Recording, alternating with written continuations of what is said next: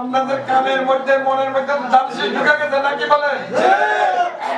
আর অন্য মার্কা আস্তে আস্তে নদীতে চলে যাবে নাকি?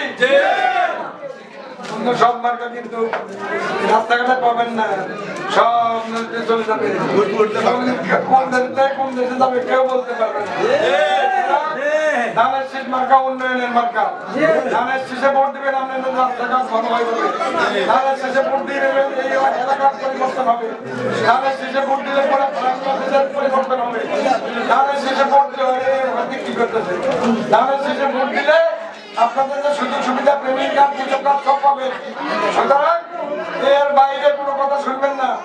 এক কথা এক কাজ, ধানের শীষে দিব, এটাই হলো সবচেয়ে বড় কথা।